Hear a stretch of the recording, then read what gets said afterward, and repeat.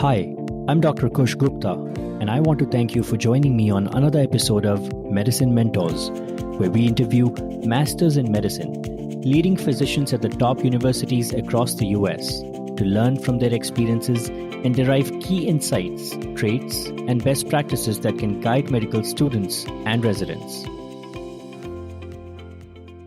Today, we have a very special guest, Dr. Jaspal Gujral. He's the founding director of the Anticoagulation Clinic at Augusta University Medical Center. He graduated from Maulana Azad Medical College, New Delhi, India, served in the Indian Army Medical Corps, and worked in North Africa and the United Kingdom National Health Service. He completed a residency in internal medicine from SUNY Buffalo and clinical research fellowship in diabetes at Leicester University, UK. He also obtained a diploma in internal medicine from the Royal College of Physicians, United Kingdom. Dr. Gujral practices internal medicine with an emphasis on diabetes and anticoagulation. Dr. Gujral has been involved in teaching and mentoring medical students, residents for decades and has been awarded various awards in the field of teaching and mentorship. He has performed original research in diabetes epidemiology in the UK and has been actively involved in the landmark UK Prospective Diabetes Study, NIH-sponsored BRIDGE study, the internal Garfield VT study, and the NIH-sponsored COAG results study, which have been recently published in the NEJM. He's an editor and reviewer for many clinical journals nationally and internationally. Thank you, Dr. Gujral, for giving us this opportunity to learn more about your life story and experiences. Thank you. Thank you, Dr. Gupta, for inviting me to join this podcast. So, Dr. Gujral, I would like to hear of your journey from your childhood to current, the major events that shaped your success. So I studied in New Delhi and joined the medical college. And very early on in my career, I decided to be an internal medicine physician, not be a surgeon. And I think the main motivating factor behind was that I want to be a good doctor. And I want to acquire all the skills which need to be a good doctor. And for that pursuit, I went around, I worked in different countries and accepted the challenges of those places. When I went to North Africa, I had to learn their language so that I can communicate better with patients, so that I can treat them better. Although we had some translators at times, but not middle of the night, and when you need to talk to patient directly. So similarly, when I went to England, I had to take exams. I developed a habit very early on in my career to study every day for 1 hour. I started that almost in 1984 with the advice of a colleague, and I have never stopped this habit. I still read every day to acquire something new. So you have to be competent, you have to be knowledgeable first, and then I think you have to have excellent bed manners, which of course I learned a lot in England. And then you also need to have good listening skills to the patients. You have to listen well so that you don't miss anything. Then you have to be empathetic and compassionate. And finally, I would say that you have to be a good educator to the patient so that you are successful with the patient treatment. So, Dr. Gujral, you mentioned how competence is one of the traits that a doctor should have. And in order to be competent, persistence in studying every day, keeping yourself up to date with the current knowledge, that is one of the habits that you inculcated early on in your career. So you also talked about how we should have better listening skills. So how do we develop that? What is a habit or something that we can do on everyday basis to improve our listening skills and communication skills? Well, I think the one thing I tell them, don't be in a hurry and believe you are patient. I think a lot of times what happens that we are looking at our chart beforehand. Residents are looking at our charts. So they already have some bias when they go into the patient's room. They are already thinking the patient may have this, patient may have that, but they don't want to listen to the patient. So I say that you always believe your patient first. You can't be in a hurry. You can't say, oh, I have only 5 minutes. I have only 1 minute to talk to patient. So you should give your time to your patient. more time to the patient. So you need to learn with the patients. Absolutely. So you mentioned how you had so many challenges. You have practiced in different continents and you have faced so many challenges, including the one when you talked about North Africa, when you had to learn the local language because the translators, even if available, would not be available during the night. So can you share with us some other challenges that you faced on your journey and how you overcame them? Like I said, I moved from continent to continent. So moving all your from, like we find difficulty here, moving from one place to another. And I had to move different systems. Driving was totally different. I was driving on the right side of the road in North Africa. And when I came to England, and I had to drive on the left side of the road, which of course not was a difficulty because I was driving on the left side of the road in India. But when I came to England, I wanted to take few weeks break, 4 to 6 weeks of break. And then what happened, I met one of my senior colleagues from medical college, and he said that we have a locum position because usually the residency starts from July, and I reached there in the middle of April. And he said, why don't you join? And I said, look, I don't even have a car yet to drive and all. So he said, don't worry about that. You can get a car.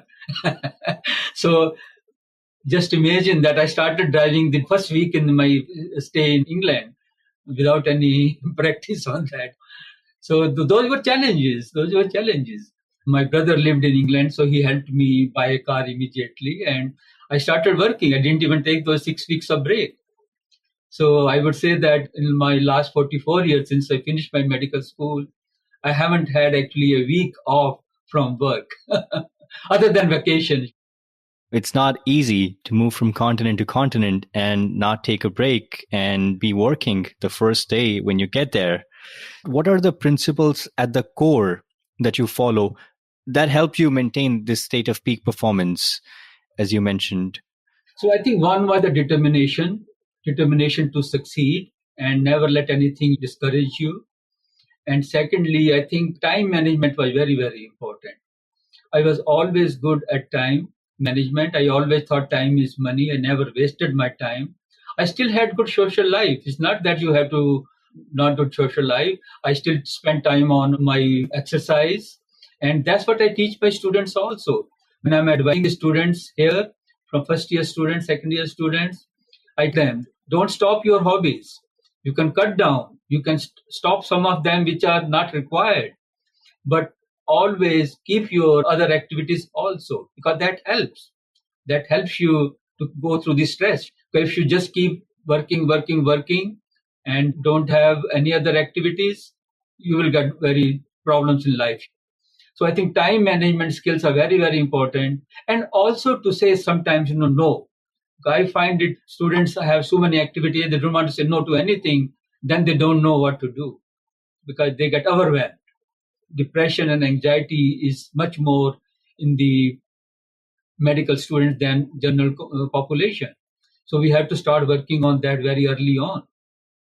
Coming from India and doing 3 residencies, you've been able to grab each opportunity as it showed itself. How do you approach each opportunity? What is your thinking process on how to and which opportunity to grab and which to let go? How do we learn that skill from you on how to make important decisions? I think that depends upon whether you want to be in academics or whether you want to be in practice. The requirements are slightly different. In academics, you have to have certain amount of time in research so that you can publish. As long as you are in practice, I think you don't have to do that much if you are not interested.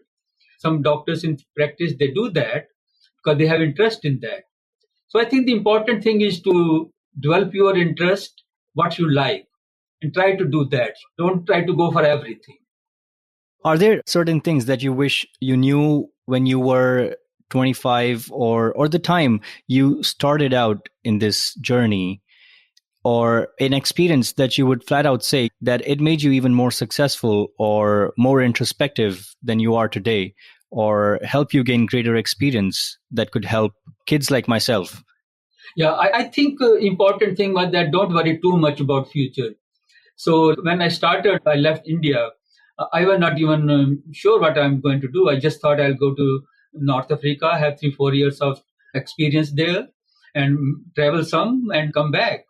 I didn't think that I will go from there to England to do my MRCP. Then I became a fellow there. Then I became MRCP examiner there. So that was not all planned. So I think don't worry too much about the future. It will come. As long as I think you're doing what you like, I think that's most important. So throughout your career, you have been involved in resident and medical student education, more importantly.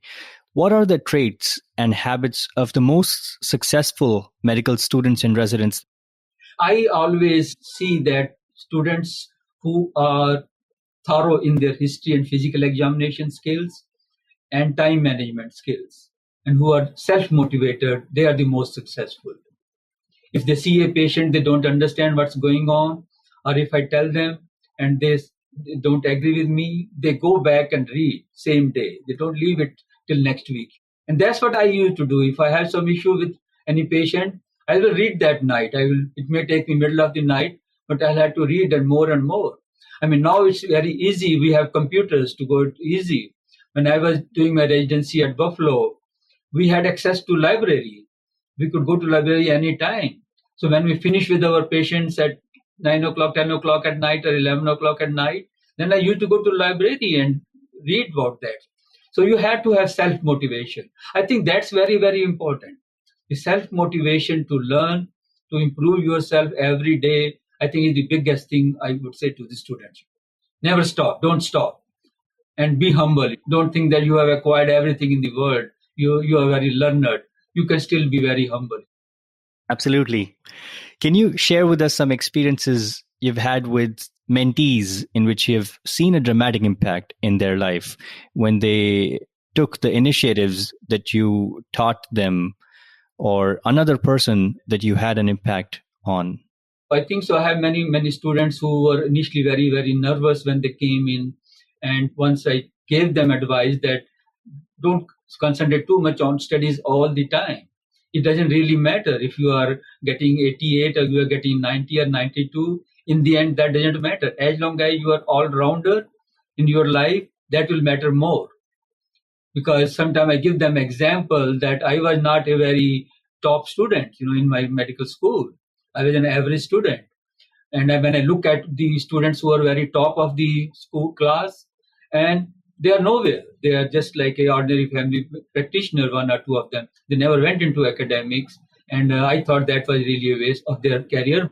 That's what I say. So be all-rounder. Try to learn everything in life and don't concentrate totally on the education part.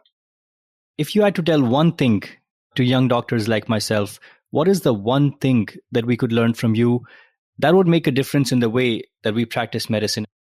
I would say that try to learn every day. I'm still doing that. Every day I read. Wonderful. Thank you, doctor. I find, I didn't know that. That moment comes to me. I say, how I didn't know that?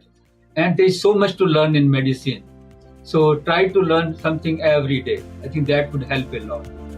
That will give you a lot of confidence to practice medicine.